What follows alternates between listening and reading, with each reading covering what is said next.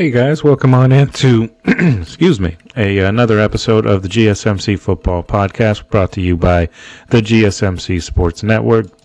I want to thank you guys for joining me again tonight here on this Tuesday night, or Wednesday night actually. Wow, it's halfway through the week already. But we've got a good show for you today. We are going to have the pre-draft NFL power rankings. I'm going to go ahead and list 15 teams, top 15 across the board, leading into this coming NFL draft in a couple of weeks. Also, we're going to talk some season previews. We're going to talk about the team that does have the number one overall pick, the Tennessee Titans. Going to preview their best and worst case scenarios, as well as the Houston Texans. We're going to do the same for them. But make sure you stick around for later in the show, and I'm going to be giving you my thoughts on upcoming seasons for both BYU and for Iowa State. But before we get into the show, before we start, I would like to ask that you guys like and follow the show. If you have a question or a comment during the show, we do want to hear it. So anything that you guys want to go ahead and contribute to the show. Sorry, I'm having some camera difficulties here for some reason. But either way, if you have a question or a comment that you want to leave for the show, definitely do that, whether it's a quick comment or a thoughtful question or an opinion that you just have to share. Don't hesitate to drop it in the chat. Now, if you want to make absolutely sure that your message gets across the board and stands out and gets featured on the show, there's an easy way to do that. Just use the super chat feature. Just click the $ at the bottom of the chat box to send in your super chat. This guarantees that your message gets on the air, and it's also a fantastic way to support our channel. We do rely on your support to keep bringing you the sports content that you love, and we appreciate every single bit of that support. So go ahead, let us know what you're thinking, hit that super chat button, and let's keep this show interactive and exciting. And if you prefer, you can go to gsmcsports.net to tip, donate, and leave a comment or a question there as well. Couldn't do what we do without you guys and all of your support, so we're thankful to have you guys as part of our community. Once again, that link to that website is gsmcsports.net if you want to tip, donate, or just leave a question or a comment there. All right, so let's go ahead and get into the first segment of our show here. And this is just pre-draft power rankings. I've listed a few teams here that I wanted to cover. There's 15 teams, so we'll go relatively quickly for it. But we're going to start at number 15. Number 15, I have the Arizona Cardinals coming in at 15. So I like what they've done so far this offseason. They've shored up some players on the defensive line, adding Calais Campbell again after he had a brief stint in Miami last year. So also they've added a couple of other guys, Josh Sweat from the Philadelphia Eagles. They've added him to that defensive line. And of course their offense is missing probably one big playmaker on the outside to pair along with Marvin Harrison Jr. And then they can really take off on that offense. Kyler Murray, I do believe, is still a pretty solid quarterback. But we haven't seen the full potential of him just yet. So maybe if he gets some additional weapons around Marvin Harrison Jr., then possibly they can make a little bit of noise. We'll see. But that's number 15. Coming in at number 14, I have the Chicago Bears. Now, I've been talking about the Bears a lot this offseason about how impressed I am with what they're doing so far on off, or not just on offense, but just the entire team in the offseason. Adding several guys on defense to shore up the defensive line. Grady Jarrett coming over from Atlanta. That was a big get for them. They've basically completely revamped their offensive line as well. And I'd be remiss if I did not mention, of course, the new coaching situation with the former Detroit Lions offensive coordinator Ben Johnson now being the head coach there in Chicago. I expect big things from the Bears this year. I think they will make the playoffs. That's why I have them at 14, 7 teams total in the playoffs. 7 teams each conference in the playoffs, so that's 14 teams. So they're one of those 14 teams that make it, I believe, this year, barring any kind of injuries or setbacks or anything like that, of course. But that's number 14. Number 13, I have another team that's kind of up and coming, and that's the Denver Broncos. They, of course, made the playoffs last year and were pretty much handled pretty easily by the Buffalo Bills in the wild card round, 31-7. But that was their first year in the playoffs under Sean Payton, and the first year in the playoffs under new quarterback Bo Nix, who was a rookie last year. So their defense was very, very good throughout the whole entire year. So I expect their defense to be much better with some added pieces like Hufanga and Dre Greenlaw from San Francisco. So to pair along with that already good defense, I expect the defense to be even better this year. And Bo Nix can grow into his second year and maybe take that big second year leap that you so often see from young quarterbacks. So we'll see. But I like the Broncos there at number 13. Number 12, I have a team that actually did not make the playoffs last year, and that is the San Francisco 49ers. I think they're kind of being written off because of how many injuries they had last year, and they did lose a few pieces on defense in the offseason, but this is still a very good team. They were injury riddled, to hell last year, so there were a ton of guys that were missing. Christian McCaffrey basically didn't play the entire year, so that's their best player on offense not available. And of course Brandon Ayuk, who just signed the big contract in last year's offseason, he tears his ACL and he was out for the entire year as well, not to mention a bunch of other injuries. Brock Purdy dealt with a couple things here and there. Nothing that really kept him out of any games, but he still dealt with some lingering issues here and there. So I still think the 49ers are a very good team. If they can stay healthy, I think they can make some noise in the NFC West for sure. But that's who I have number 12. Number 11, I have the Los Angeles Rams. I think the Rams are doing a good job keeping their window open with Matt Stafford. Obviously, the big get this offseason outside of being able to extend Matthew Stafford and keep him there was, of course, getting Devontae Adams.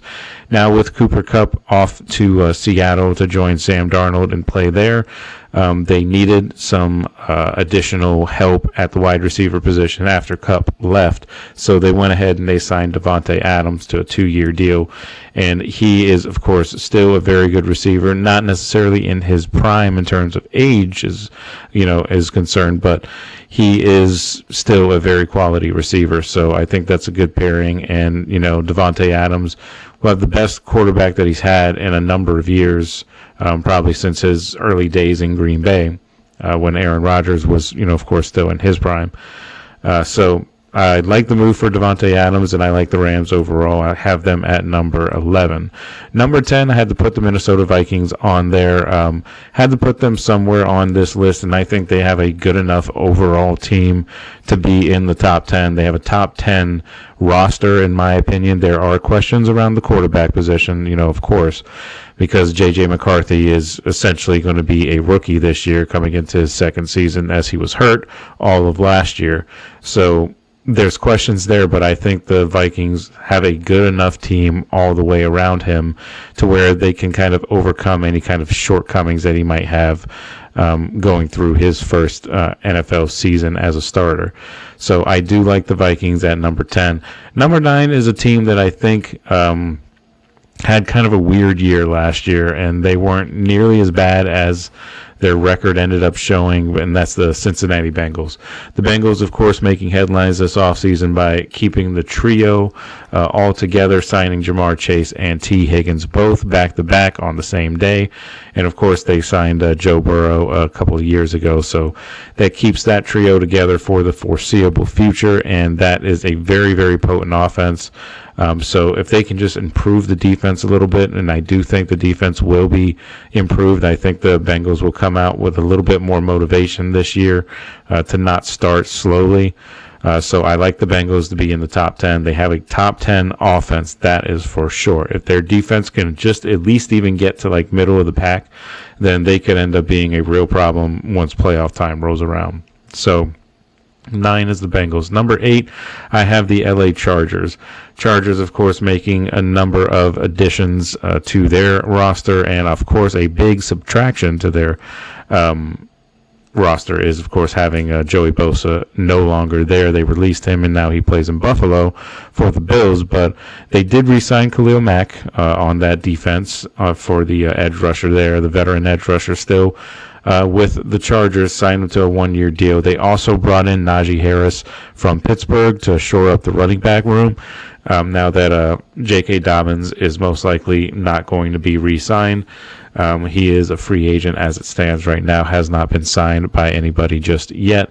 So they went ahead, they get Najee Harris, who is a durable back for them. He could be an every down back. He's had a lot of work already in Pittsburgh. He had a pretty heavy workload until Jaylen Warren came around, and they started kind of splitting carries a little bit when Warren got picked up by the Steelers as an undrafted free agent. So, so I like the Chargers, and I like Jim Harbaugh's second year under Jim Harbaugh, and, of course, Justin Herbert, one of the better young quarterbacks in the league. So the Chargers are definitely a talented team, but their issue is when you get into the playoffs, can they do anything? And that's been their issue for a long time. So I have the Chargers at 8. Number 7, I have the Washington Commanders. Now, the Commanders came out of nowhere last year, surprised everybody by not only making the playoffs, but getting all the way to the NFC Championship game, where they ultimately lost to Philadelphia, the eventual Super Bowl champions. So the Commanders, they have a lot to look forward to. They have this whole new regime, whole new ownership. They had a very successful first year post Dan Snyder last year, with Dan Quinn coming in and breathing some new life into that organization, as well as, of course, you got to give credit to Josh Harris, the new owner. But getting Jaden Daniels drafted as well was a big move, and he, proved to be definitely one of the best quarterbacks, probably the best quarterback in last year's draft class. But he won Rookie of the Year pretty much handily, and then gets to the NFC Championship game. And I think he's the type of talented guy that could absolutely be back there, and even possibly this year if they get everything, shored up on defense. Last year they struggled against the run, so they're going to need to improve that a little bit as well. So we'll see. But number 6, I have the Green Bay Packers. Have Jordan Love, of course, on that offense, and Matt LaFleur being the head coach, and of course they have Josh Jacobs at running back. But they did add some other guys as well, most notably Nate Hobbs, the corner out of Las Vegas, or from Las Vegas. They went ahead and signed him. He was a big free agent pickup for the Packers to secure that secondary. Of course, they still have Xavier McKinney in the secondary, who they picked up last offseason. So, it's really, really a good, solid team for the Packers this coming season. So I think just outside of the top 5, though, they're not quite there in terms of being a contender for a Super Bowl or anything. So now we're going to get into the Super Bowl contenders. So number 5, I have the Buffalo Bills. Bills always are in the conversation with Josh Allen as the quarterback.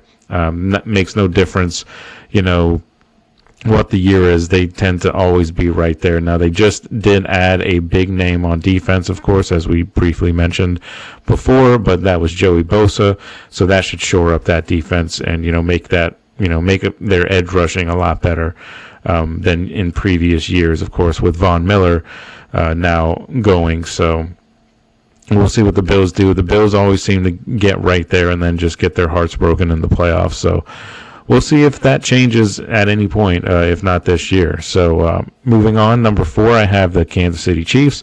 And I have the Chiefs down here at 4 because last year, though they did win 15 games and they got to the Super Bowl, so they definitely were good enough, they showed a lot of cracks throughout the course of the season. And I think they got pretty fortunate on some particular cases, not necessarily just, referees or anything, but just situationally they got fortunate in a lot of areas. But they are very well coached too, so you got to give them credit for winning these games, and they are a Super Bowl contender every single year because of Andy Reid and Patrick Mahomes, and to a lesser extent these days Travis Kelce as well. But their defense was very, very good last year, so one of the best in the league. So they should be right up there again this year. So I think the Chiefs will be the team, one of the teams to beat for sure in the AFC. But until somebody knocks them off of their AFC crown, they're going to be that team to beat. So look for them to, of course, get everybody's best this year, as what is normally the case, since, of course, they had been to 3 straight Super Bowls and won 2 out of the last 3 Super Bowls. So definitely very familiar with success. So moving on, a number 3 team that is not normally accustomed to success, but has been in recent years, and that's the Detroit Lions. I have them at 3. I just don't think that they're quite good enough to say overcome, say, like a team like the Eagles, but they're losing a lot on their team. Both their offensive and defensive coordinators both gone to new head coaching jobs, so that's going to be an adjustment. But they still have, for the most part, pretty solid offense. They've got the players still there. Aiden Hutchinson should be back from his injury this coming season, so their defense should be a little better. If their defense can stay healthy and their offense can stay healthy, then they should be right back there in the conversation at the end of the year. But number 2, I have the Baltimore Ravens. I think this has got to be it for the Ravens. They've got to do it this year.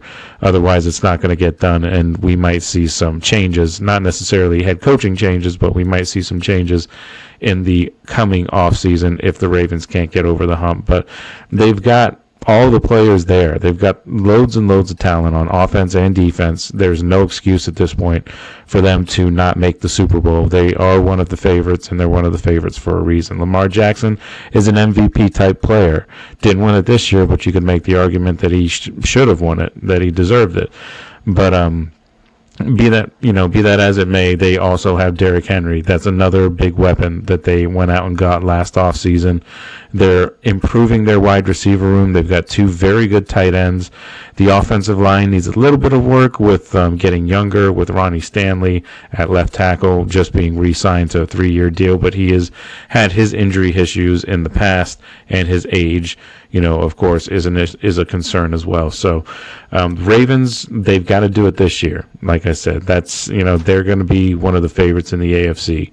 So they've got all the pieces there. They just need to put it together. And number 1, I have the Philadelphia Eagles, of course, for the obvious reasons, is that they are the reigning champs. So they deserve to be number 1 on any power ranking list heading into this coming season, because they are the champs. They're the team that everyone's trying to get to, the team that everyone's trying to catch up to and get that coveted Lombardi trophy at the end of the year. So not to mention the Eagles have a very good team as well. They lost some pieces on defense in the offseason, but they have more than enough depth to cover some of those holes, and I'm sure they're going to have a very good draft defensively, because they always do. And, of course, having Saquon Barkley and Jalen Hurts, and then, Devontae Smith and A.J. Brown on that offense, it's a loaded offense, so they should be fine despite the, despite the departures on defense. They should be just fine.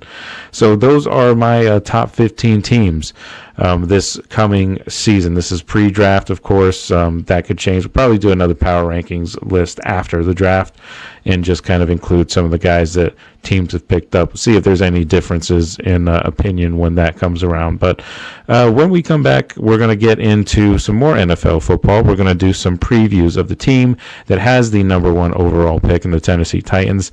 That is coming up right after this break, so just stick with us and we'll be right back. I feel like I'm losing my mind. Is everybody in the world blind? Please, Lord, give me a sign, a sign. I feel like I'm losing my mind. Is everybody in the world blind? Please, Lord, give me a sign, a sign. I wanna be the greatest. Everybody on the fake shit. I look around and feel like everybody is the fakest. I make this every day and I'm impatient, hoping one day I blow up from the basement. Statement, the top is so vacant. I don't hear shit that I think is amazing. Waiting for my day when I'm playing sold out shows for 1,000 faces. Hey, give me that crown, get in my way and to be put down. It ain't your place, all this my town. If I want that shit, then I'll get it right now. I'm losing it, the noose it fits. I'm losing shit, a stupid myth. You choose to live or choose to dip. You choose to fight or lose your grip and lose a gift. I feel like I'm losing my mind. Is everybody in the world blind? Please, Lord, give me a sign, a sign. I feel like I'm losing my mind. Is everybody in the world blind? All right, guys, welcome back to the show. We're going to get right into our next segment here. But before we do, just want to give you guys another reminder that if you have a question or a comment, definitely leave it in the super chat. And I apologize if my camera's not working here. Don't know what's going on with that, but this is the screen. So just go ahead and hit the super chat button if you have a question or a comment or anything like that. So let's go ahead and get into the next segment of our show here. We're going to be talking best worst case scenario, Tennessee Titans edition. Now, Tennessee Titans obviously have the number one overall pick in a couple of weeks in the NFL draft. That's going to be held in Green Bay, actually, for the first time in NFL history. So that'll be fun. But the Titans hold the number one overall pick, and it's really not much of a secret that they're most likely going to go Cam Ward, quarterback out of Miami, with their number one overall pick. Not really too much of a surprise there. That seems to be the consensus around the league that that's what they're going to do. Last year they went 3-14, so definitely looking for a bounce back year. They had a combination of two different quarterbacks. Will Levis was most of the time, and then at times when either he struggled or was injured, Mason Rudolph came in and started a few games. They were pretty aggressive last offseason when you take a look at what they brought in talent-wise. They had Tyler Boyd, who was a coveted one of the top wide receivers that were available last offseason. They went ahead and they signed him. And then they signed L'Jarius Sneed from Kansas City, who was also one of the more highly sought-after defensive players in the free agency and, you know, just that whole frenzy, whether it's trades or whatever. So they were pretty aggressive. It didn't really work out. That didn't get them to where they wanted to go, mainly because of the issues with Will Levis and his development. He hasn't looked very good, you know, really at all. There's been sparks here and there where he's looked like he could, you know, be talented or could, you know, basically get up to maybe a serviceable type of starter, you know, but not anything that's going to wow you. He's got the arm talent, but he's got a lot of other issues that he needs to work on in his game. Overall for the Titans, they finished 27th in points per game last year with just 18.3, so near the bottom of the league. They're 28th in total offense and passing yards as well. And surprisingly, though, they were top 10 in time of possession at 8th place. So once again, like we were saying, Levis started 12 games, 13 touchdowns, 12 interceptions in those 12 games. Hasn't looked like the franchise quarterback that they really, you know, wanted him to, which is part of the reason why they are looking on the outside, trying to bring in another guy in the NFL draft. In this case, it is Cam Ward, of course. So Cam Ward, you would think, is most likely going to immediately compete with Will Levis for the starting quarterback job, assuming he gets drafted at Tennessee, which I can't imagine he won't. It would surprise me if he doesn't get drafted by the Titans, or if the Titans traded out of that pick and somebody else got him. That would surprise me, but it's going to be Cam Ward. So it's going to be Cam Ward against Will Levis in this training camp and preseason, and I do believe that Cam Ward will ultimately win that battle, and I don't really see any kind of benefit to starting Will Levis at this point. You know, you've seen him enough. He's been on the roster for a couple of years now, and he hasn't shown an ability to be a franchise quarterback as of yet. So why not give the younger guy a chance that you're going to spend the first round draft pick or first overall pick on? So definitely he's probably going to be the starter, I would imagine. Otherwise it's a massive failure. And that's, probably what I would say is the worst case scenario for the Titans, is that they draft Cam Ward and he is not the starter at any point this coming season, because if that is the case, then that means his development is not where it needs to be, and he is not where he needs to be talent-wise, and they would rather start Will Levis over him. That would be a nightmare if you're the Titans, of course. And, of course, you could say that the argument that's always made when you bring up rookie quarterbacks that struggle is, Peyton Manning had a really bad year in his rookie season when they only won like 2 games or something like that, and he threw a boatload of interceptions. But look how his career turned out. He was, considered one of the greatest quarterbacks of all time and a 2-time Super Bowl champion. So 1 year doesn't necessarily make an entire quarterback's career. So even if Cam Ward were to come in and struggle, which is very possible because the Titans don't necessarily have a ton of talent around Cam Ward, so it's highly possible that he struggles. And that is the risk that you always take when you bring in a young quarterback in the first round when you're picking really high, because those teams that are picking really high typically are not the most talented teams in the world. So, you got to kind of take what you can get, if you're a young quarterback coming in. So maybe Cam Ward thrives as soon as he gets to Tennessee. Maybe it's just the right fit. But, we're not going to know that until, they start putting the pads on and start playing the games. So other needs that the Titans have, I could see them possibly going receiver at some point. They didn't really do anything free agency-wise at wide receiver, but maybe in the draft they go and get somebody, maybe in the second round or something like that. Edge rusher is another potential, area of need. Maybe try and draft a guy that's going to be able to pair with Jeffrey Simmons and T'Vondre Sweat, of course. Depending on what happens at quarterback, I could see them maybe getting 5 wins. If Cam Ward comes in and he plays lights out, has like a CJ Stroud type of rookie season, then who knows what the Titans could do. It's a very weak division that they play in. So if they can squeeze out a couple of games here and there, who knows? Maybe they can compete for a wild card round, which of course in the AFC South means you're also a division winner, because typically there's only one team that comes out of the AFC South. And most recently, it's been the Texans, because they just did draft C.J. Stroud a couple of years ago. So obviously, they have been the better team in that division for the most part. But really by default, because that division is just littered with teams that pick high in the draft every year. The Jags are in the top 5 again this year. The Titans are the number 1 overall pick. And then of course the Colts, they're up there too. They're kind of more middle of the pack than anybody in that division. But the Texans have been considered contenders before. After C.J. Stroud's rookie season, they were coming into this past season with, the highest expectations that they could potentially contend with the likes of Kansas City in the AFC. Didn't end up working out, although they did give the Chiefs, everything that they could handle, when they did play them. So maybe they're right there, but they kind of had a sort of a down year by their standards. But we're going to talk about the Texans. I don't want to get too much into the Texans because we're going to talk about them in the next segment. But the Titans, that number 1 overall pick, they put themselves in at least good position to get the best available player.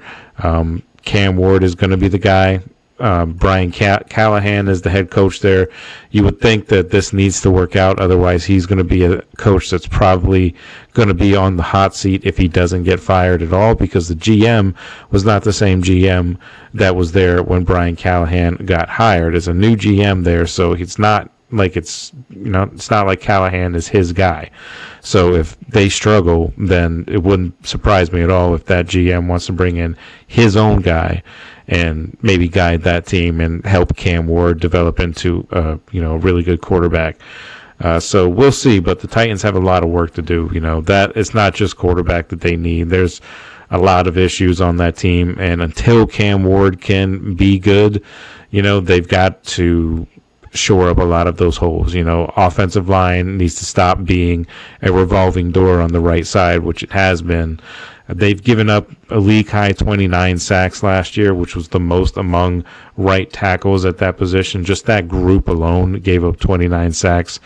So the need there, the need is right there for a right tackle. So that could be something they address in the draft as well. But it's going to be Cam Ward with the number 1 overall pick. So Titans' best case scenario is Cam Ward works out and ends up having a C.J. Stroud type year, and then the Titans are better than what most people think that they are. And, winning 9 games could possibly win you this division.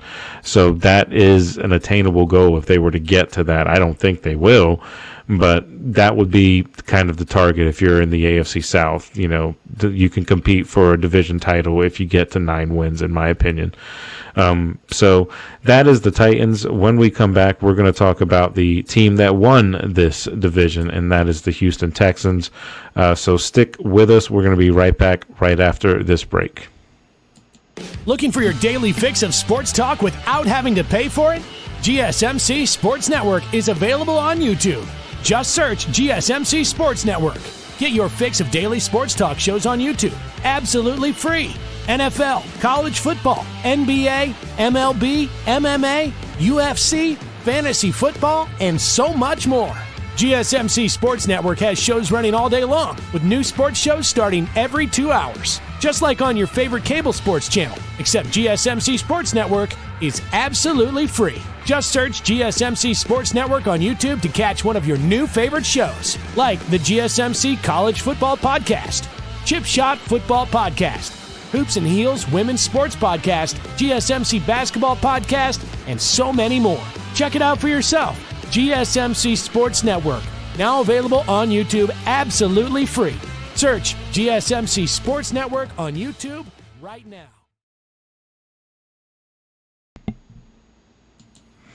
All right, guys, welcome back to the show.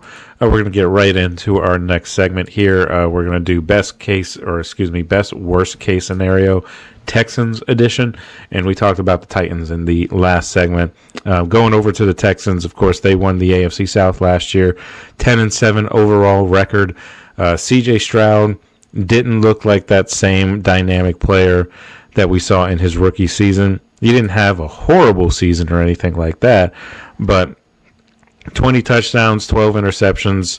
It's kind of a little bit of a regression. He's still a talented quarterback, still could end up having a great career, but last year I think a lot of people would agree they weren't necessarily the best team offensively. Now, you could point to injuries as a good reason why they, were in and out of, different starters in the wide receiver room. Stephon Diggs was brought over as a free agent. He, of course, is no longer with the Texans. He's moved on to the Patriots. But Stephon Diggs was there last year. Didn't play a ton of games because he got hurt. And, of course, Tank Dell getting that ACL injury right at the end of the year definitely is not good for the Texans, and that hurts their wide receiver room because now they just essentially just have Nico Collins there, who is a very good, of course, wide receiver, but he also has had injury issues before too. So, the Texans have some questions there, and they're going to need to try and answer those questions at some point, whether that be in the draft or if they pick up somebody through free agency that still happens to be out there. I mean, it's slim pickings at that position, regardless, but especially now that we're so late into the process and we're getting close to the NFL draft. But overall for the offense, Joe Mixon, of course, we talked about CJ Stroud, but Joe Mixon, he was solid for the offense last year, had over 1,000 yards rushing and 12 total touchdowns, led the team in both categories. And the team itself was 19th in points per game with 21.9 and 22nd in total yards per game with just under 320 yards per game. Defense was solid overall, though, of course, having Danielle Hunter and Will Anderson Jr. as your two pass rushers.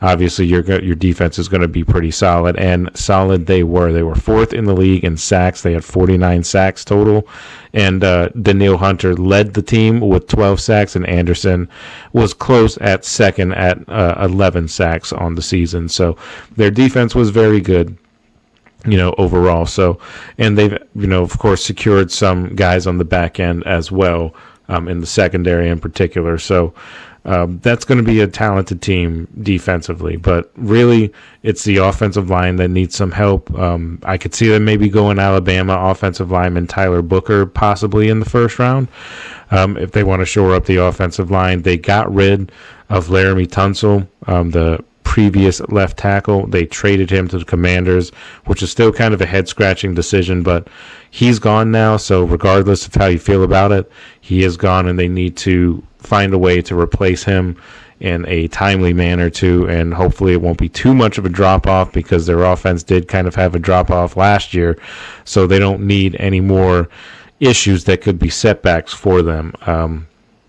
But also defensive tackle needs to be addressed in the draft. You could probably get somebody in the later rounds. It's a pretty deep class, as we have mentioned many times before on previous shows during this whole process of the draft. So wouldn't surprise me if they go after somebody in that regard as well. So they could go possibly running back in day 2 or day 3 just for depth behind Joe Mixon. Dameon Pierce is a solid running back, but he's probably not going to fit that scheme, and it's a deep draft class, so they could go running back later rounds, and they don't need to, spend those higher round picks on running backs. They could go maybe round 3. You could probably get away with getting a possible even starting caliber running back in that, at that point. It's just going to depend on how the rest of the draft shakes out, of course, but the Texans, like I said, they have this.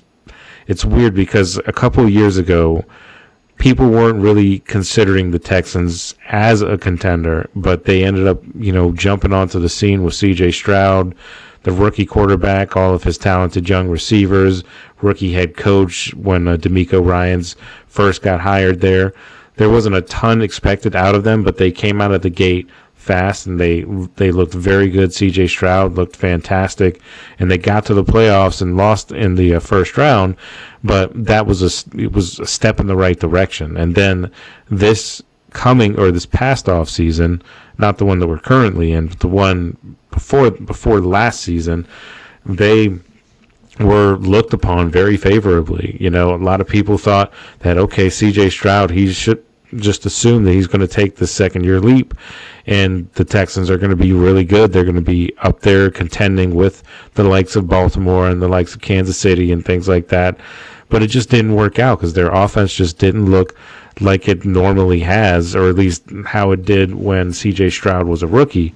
They were looking very, very dynamic, and they were putting up points. They were, explosive, made a lot of really big plays, a lot of those highlight-type plays.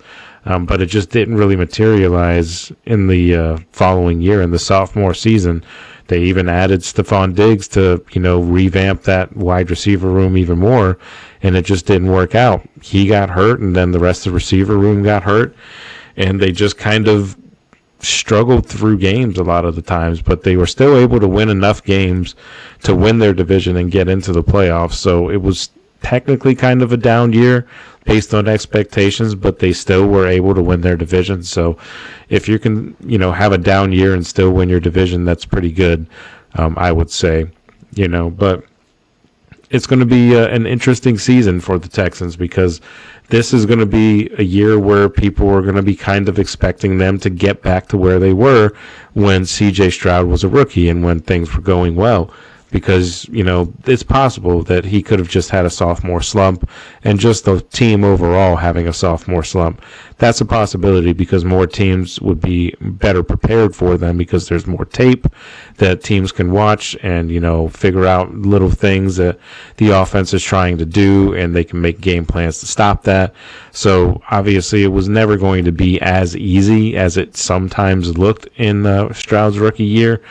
But I'm sure, were not thinking that their team was going to look as bad as, or as, kind of discombobulated as they were on offense at times last year. But like I said, they still won 10 games, so it wasn't like they had an atrocious season, where they had another 4-win season or something like that. They were competitive, but they never reached that level that a lot of people expected them to coming into last season. So, in my opinion, the best case scenario is that they get back to that, type of level and have some semblance of what they once were with C.J. Stroud when he was a rookie. they can get back to that point. I mean, I still think they're going to win the division because the division is just not very competitive, and I don't think any kind of additions is going to change much this year, maybe in a couple years as all of those teams start to kind of rebuild. But right now it's the Texans division to lose still at this point. So I think they win the division just by default, but whether or not they're going to be a better team overall, I'm not sure. It's going to depend on a lot of different factors. They're going to have to try and recapture some of that magic that they found a couple of years ago if they want to do that. But right now, best case scenario, CJ gets back to where he used to be, and the Texans offense is more explosive, more, used to what, or more of what we're used to seeing. But worst case scenario is that the regression just continues and the offense looks, even more, out of sorts, especially with the issues with Tank Dell. You don't know when he's going to be available. Will most likely definitely miss some time, if not this entire season, with how bad that knee injury was towards the end of the year last year. So it's gonna be tough for the Texans to try and overcome that. But the worst case scenario is that they are unable to, do that, and they somehow do not win the division next season. That's kind of where I have them at, best and worst case scenario. So if you guys agree, disagree, definitely let me know.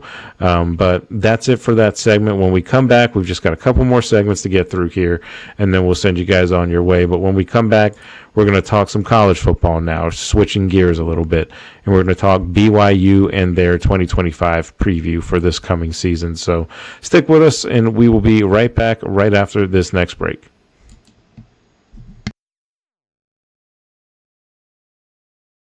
For the best and latest podcasts available anywhere, go to the podcast app on your cell phone and type in GSMC to access free content-rich podcasts on health and wellness, book reviews, sports, entertainment, relationships, social media, movies, technology, finance, and even weird news. Subscribe and download the GSMC Podcast Network's family of shows, available everywhere podcasts are found.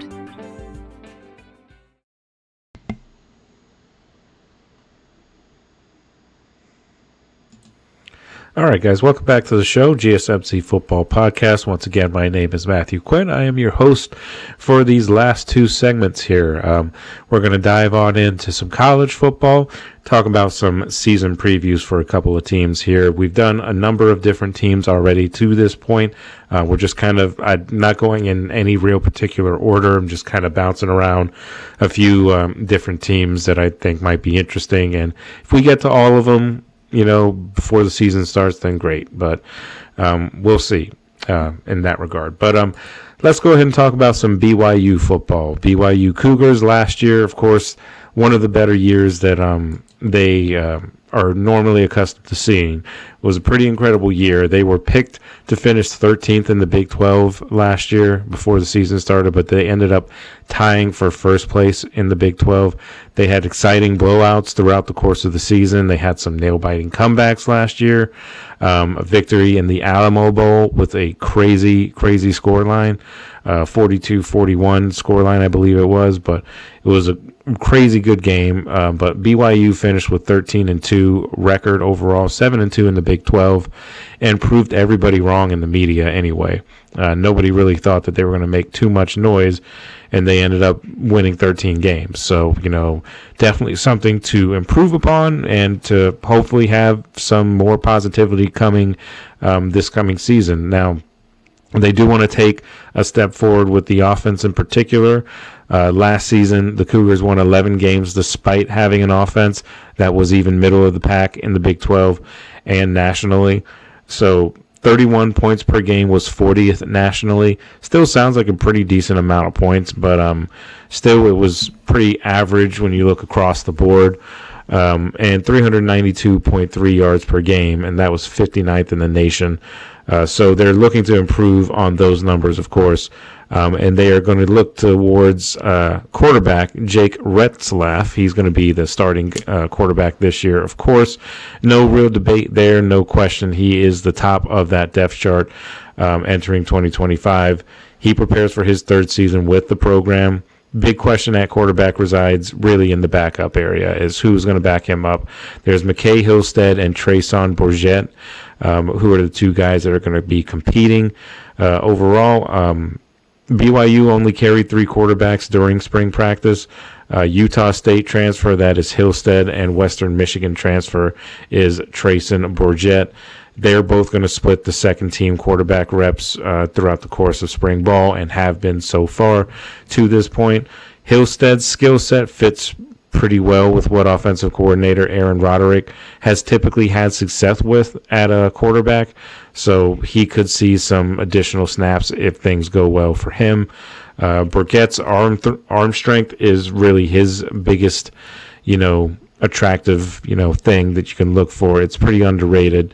During observation periods in spring, he's shown his ability to hit those deep passes, so that's something that they're probably going to want to develop, because he's not, of course, right there where you want him to be in terms of a perfect deep passer, because nobody is that until you get to the NFL at least. But there's some talent there that they're going to try and develop in the time that he is there. So at the running back position, LJ Martin is going to be your starter there. They also have Sion Moa and Huanga. I'm not even going to try and pronounce his first name because I know I'll butcher it. But Huanga, the other running back, he's going to be the third string guy. Pretty underrated group, I would say. LJ Martin's going to be the leader of that group. And he's been BYU's leading rusher for the past 2 seasons, so not much of a surprise there that he's going to be the starter once again this coming season. Had a breakout performance that probably put him under the radar of some of the national pundits. When they won their Colorado or their Alamo Bowl win over Colorado, he was offensive MVP, so that kind of turned a little bit of heads in that regard. So he's a talented running back. So he's more and more performances like that will just, make him more and more noticeable by people across the country. In that game, though, he had 88 yards rushing, 33 receiving yards, and found the end zone twice overall. Good news for BYU is that they do have options behind him as well. So if there's any issues in terms of health or anything like that, they do have some decent backups. Like I said, Sion Moa, primed for a pretty prominent role this season. He shined in the upset win over Kansas State last season, but then he also dealt with some injuries that kind of limited his availability as the season wore on. He's a tough runner, though, and he's positioned to be the next in line, the second down or the second running back on the depth chart. For the third string spot, most likely that's going to go to Huanga. He's a versatile ball carrier, showed flashes of his ability in BYU's offense for the second consecutive spring, as he's looked pretty good so far in the spring ball in all reports that we've seen. His ability to catch passes out of the pocket too, or out of the backfield, definitely makes him an asset. They're going to probably want to put him in some packages. You definitely want to have that in your running back room, a running back that can catch the ball, of course. So wide receiver, there's a number of guys, of course, on the roster. It's most likely going to be Chase Roberts. That's going to be the lead man. He's going to be the starter. He is their leading receiver typically. 2 candidates for the most improved player at BYU this season are both wide receivers, Keelan Marion and JoJo Phillips. Both of those guys should be primed for some pretty good years, or pretty decent seasons, I should say. Marion's increased workload on offense typically began near the end of last year. He finished total with 45 touches, 24 receiving, 21 rushing. But don't be surprised to see him kind of blow past those numbers this year. He's probably going to be one of their top weapons in that offense this coming season. Redshirt sophomore JoJo Phillips, he took a pretty big leap last season in his development. So there's an expectation there for him to take yet another big jump when fall football begins here, when the games start counting. BYU was without their leading receiver Chase Roberts during this spring practice session here, this whole spring period. He's kind of recovering from a shoulder injury, so he suffered that in the Alamo Bowl win that they had, but the expectation is that he's going to be ready by the time fall camp starts. So that's good news, at least for BYU. They also brought back Parker Kingston, who has a wealth of experience as he enters his 4th year in the program. So they're pretty set at wide receiver. At tight end, they should be pretty solid there, too. It's pretty straightforward. They have a transfer from Utah, Carson Ryan, who's going to come in and be the immediate starter. He gives BYU the best chance at the tight end position, and he's got the best hope of making that position a real weapon again in the passing game for BYU. So he stepped in immediately in these past spring practices and became the top guy at the position during those practices, making a name for himself on those important scrimmages and things like that here in this offseason. Redshirt freshman Noah Moiaki earned first-team snaps during media observation windows in the spring as well. So that's another guy that you want to look out for, former 3-star prospect out of American Fork High School. And he went through his first spring at BYU this past spring. So BYU's defense should be pretty strong overall as well.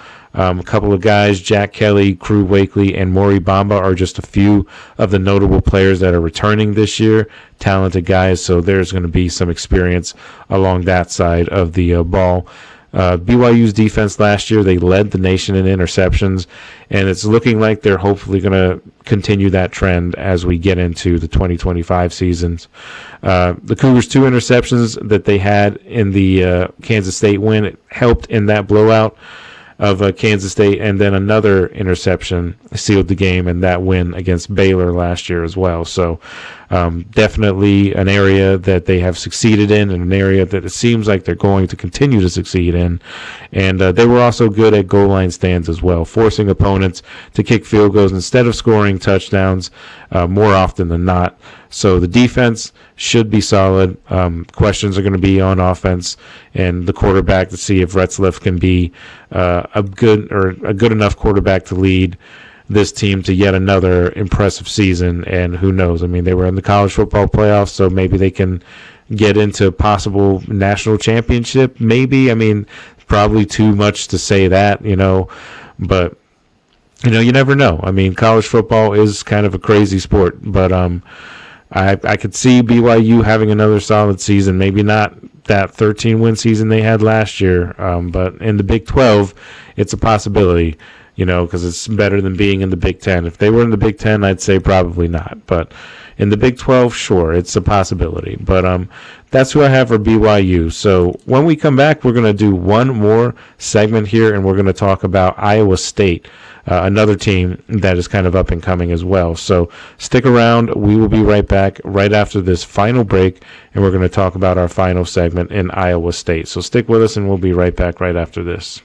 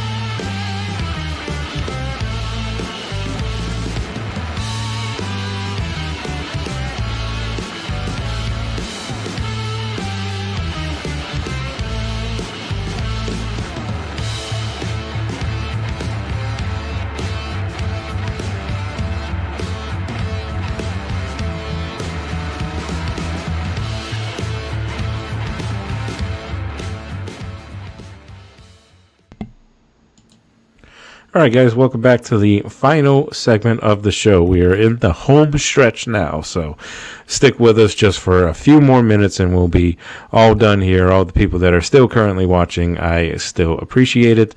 Those of you who left and were watching before, I guess I'll forgive you for now. But let's go ahead and get into this last segment here. Iowa State is who we're going to be talking about. Obviously, last season, they had a pretty high-octane offense for the most part. So they're looking to possibly have that same thing again this year, returning a lot of key players. Quarterback Rocco Becht, who's second among returning Big 12 quarterbacks in passing yards.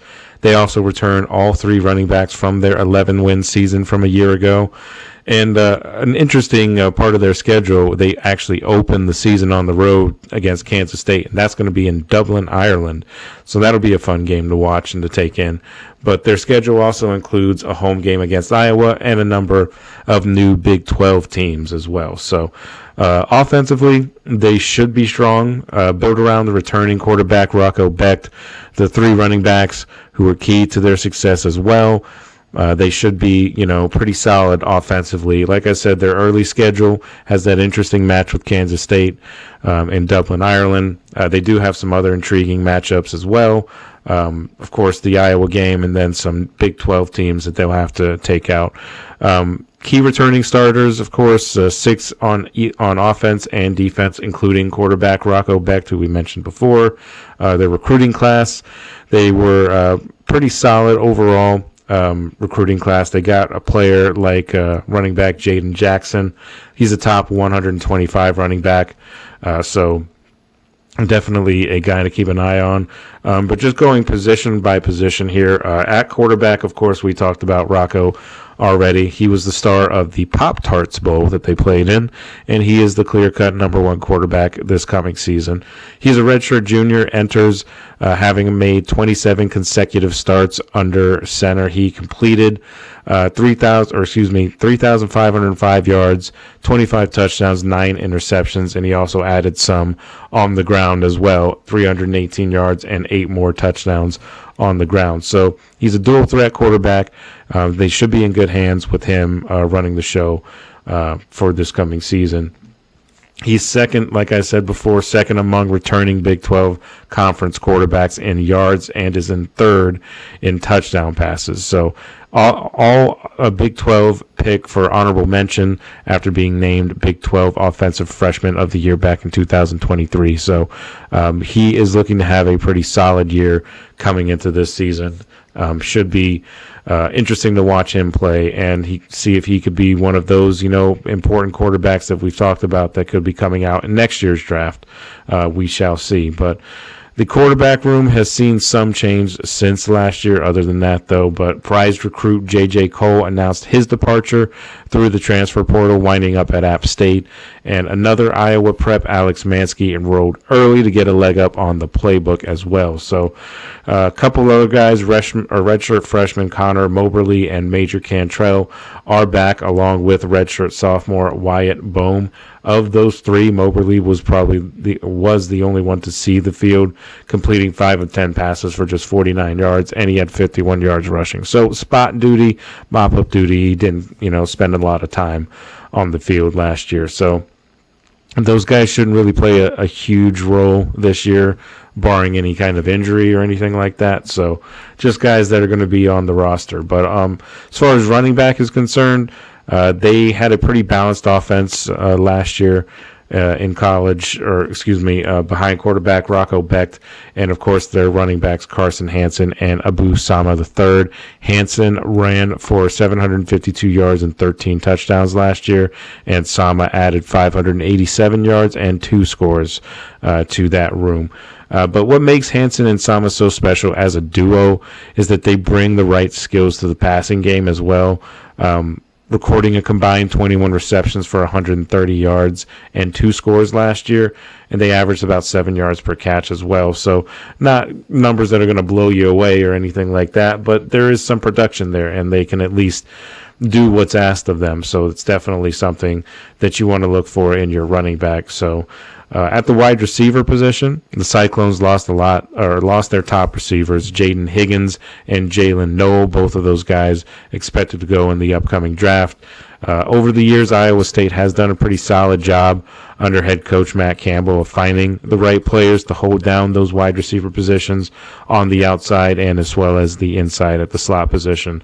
That this year falls to the likes of the transfers Chase Sowell and Xavier Townsend.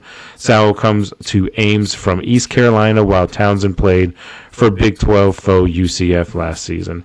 Both are redshirt juniors, with Sal providing the size that you want at receiver. He's 6'4", and Townsend's got the speed. He's the quick, shifty receiver that can burn your defenses and hit you with those home run balls and all that. So a couple of other guys on the roster: Eli Green, Isaiah Alston, Daniel Jackson. They're all seniors, and a couple of juniors, Carson Brown and Tyler Claiborne, joined that room. So they've got a lot of guys at wide receiver, so they should be able to fill that room with some experience as well. Brown is the most experienced, Carson Brown, that is. He caught 11 passes for 141 yards and a touchdown last year. Also, 2 catches, 52 yards, and that was Alston, and then Escalston caught 2 for 17, and that is, of course, Brett Escalston. So I apologize if I get that last name wrong. I'm not great with names. So, but on the offensive side of the ball, the tight end group was one of the most injury compromised, with 3 guys, Ben Brahmer, Tyler Moore, and Cooper Alexander, all sustained major injuries last year. So they're hoping to return a pretty full strength unit at that position. So they're expecting pretty big things from a pretty experienced unit this fall. So tight end Gabe Burkle was one of those lucky few on the roster that did not get hit too badly with the injury bug. He's been known for his abilities as a run blocker. He got a lot more playing time last year. He contributed on special teams as well, and then, of course, stepped into a bigger role on offense with all the other injuries surrounding that group. With Nolan Higgins, who garnered basically most of the attention on the offense with those 2 receivers, he didn't get a ton of receptions. He had 26 receptions for 296 yards and a touchdown.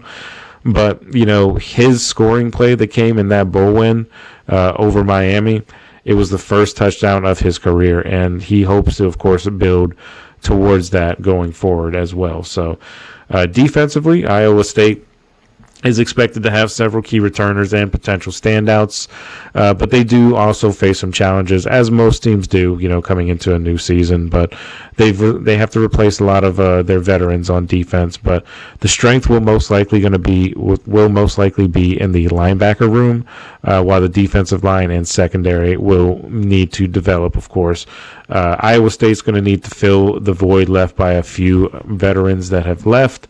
Departures of safeties Bo Freiler and Malik Verdon, who declared for the NFL draft. They're going to have to replace both of those guys. Defensive line, they need some additional depth on the defensive line. Some potential recruits are being considered at the moment, but the defensive line may need some further development as we go along here. Secondary is going to need to step up and be a lot better than they were a year ago. At the linebacker position, Caleb Bacon is expected to be a strong presence in the middle, and Cooper Ebel could also be a leading tackler on that unit. He has that potential. The defensive line, they've got a few potential defensive line recruits like Isaiah Hudson and Jaden Branston that could make some noise. And in the secondary, Darian Porter, the cornerback, who's also been considered for the 2026 coming NFL draft. So he's a guy to keep an eye on. So a lot of questions for Iowa State, for the Cyclones. I think that the Cyclones could get to another 11-win season. It's possible. The BYU and Iowa State are very similar in that regard. I think both teams have talented players on the roster, but there are still some questions. Iowa State's probably a little bit lower, I would put, than BYU, but they're not that far off, in my opinion. They're pretty close to being the same team in terms of record, but I could see them winning maybe about 10 games this year, maybe 9 wins, something like that. But that is my preview for Iowa State. So I hope you guys enjoyed this show. That's going to be it for the show for tonight. Tomorrow we're going to have another show, of course, same time, same place, maybe something, informative happens in the NFL world that we can talk about.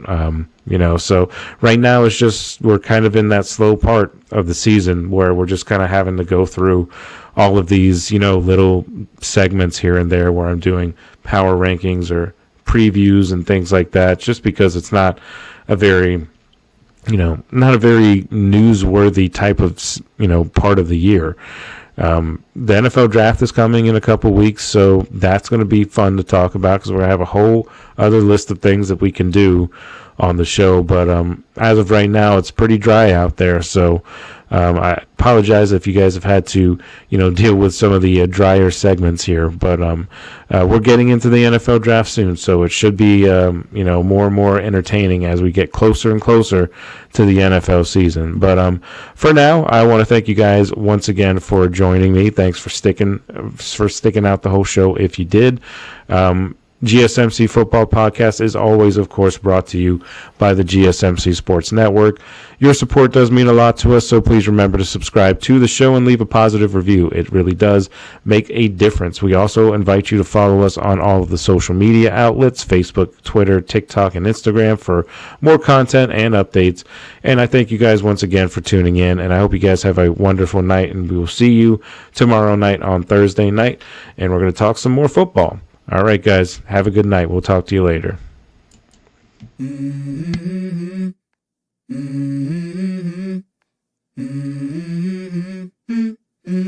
Let's go.